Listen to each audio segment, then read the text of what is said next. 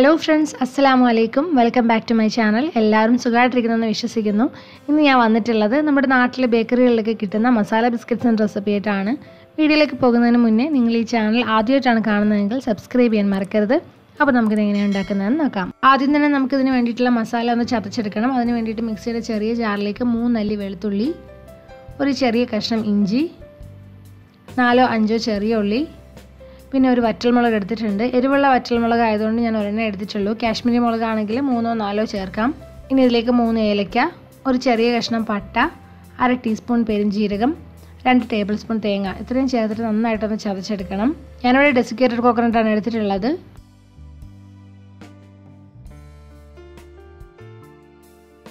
ഒട്ടും വെള്ളം ചേർക്കാതെ വേണം ഇതൊന്ന് ക്രഷ് ചെയ്തെടുക്കാനായിട്ട്. ഞാനിപ്പോൾ നന്നായിട്ടൊന്ന് ചതച്ചെടുത്തിട്ടുണ്ട്. നമുക്കിതൊന്ന് മാറ്റി വയ്ക്കാം. ഇനി നമുക്ക് ഇതിൻ്റെ ഡോ റെഡിയാക്കി എടുക്കാം. അതിന് വേണ്ടിയിട്ടൊരു വലിയ ബൗൾ എടുത്തിട്ടുണ്ട്. അതിലേക്ക് നമുക്ക് ഒരു കോഴിമുട്ട ചേർത്ത് കൊടുക്കാം. റൂം ടെമ്പറേച്ചറുള്ള മുട്ടയായിരിക്കണം. ഇതൊരു വയർ വിസ്ക് വെച്ചിട്ട് നന്നായിട്ടൊന്ന് വിസ്ക് ചെയ്തെടുക്കാം.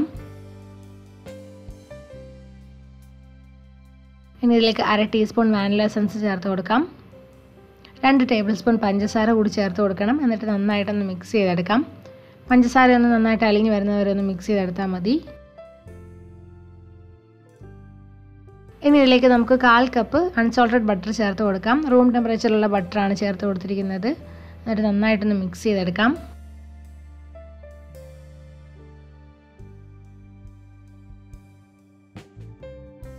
ഇനി ഇതിലേക്ക് നമ്മൾ നേരത്തെ ചതച്ച് വെച്ചിരിക്കുന്ന ആ ഒരു മസാല ചേർത്ത് കൊടുക്കണം. എന്നിട്ടൊന്ന് മിക്സ് ചെയ്തെടുക്കാം.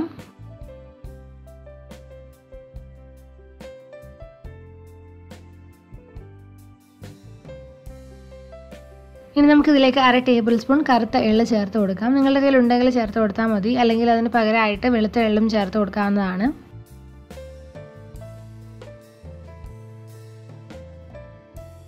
ഇനി നമുക്കിതിലേക്ക് 1 കപ്പ് മൈദ ചേർത്ത് കൊടുക്കാം. 2-3 നുള്ളു ഉപ്പ്, 1/2 ടീസ്പൂൺ ബേക്കിംഗ് പൗഡറും 1/4 ടീസ്പൂൺ ബേക്കിംഗ് സോഡയും കൂടി ചേർത്തിട്ട് നന്നായിട്ട് അരച്ച് ചേർത്ത് കൊടുക്കാം.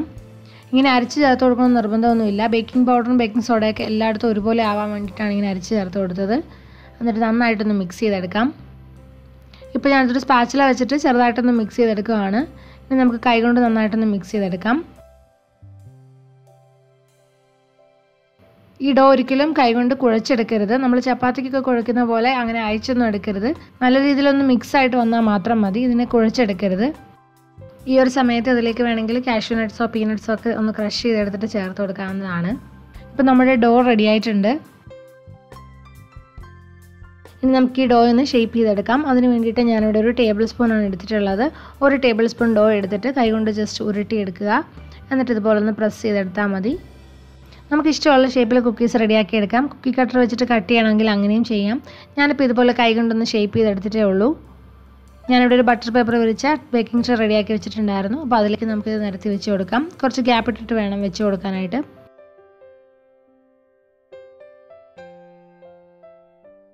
ഇനി നമുക്കിതൊന്ന് എഗ് വാഷ് ചെയ്തെടുക്കണം. അതിന് വേണ്ടിയിട്ട് ഞാനിവിടെ ഒരു മുട്ട ബീറ്റ് ചെയ്തെടുത്തിട്ടുണ്ട്.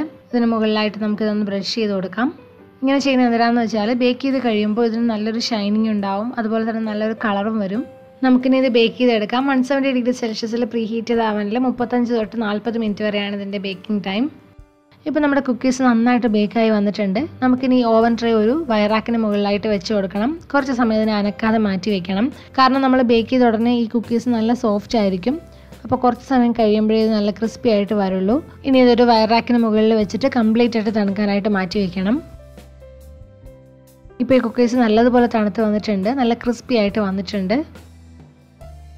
അപ്പോൾ നമ്മുടെ മസാല ബിസ്ക്കറ്റ്സ് ഇവിടെ റെഡി ആയിട്ടുണ്ട്. എല്ലാവരും ഒന്ന് ട്രൈ ചെയ്ത് നോക്കുക. റെസിപ്പിയെക്കുറിച്ച് എന്തെങ്കിലും ഡൗട്ട് ഉണ്ടെങ്കിൽ കമൻറ്റിൽ ചോദിക്കാം.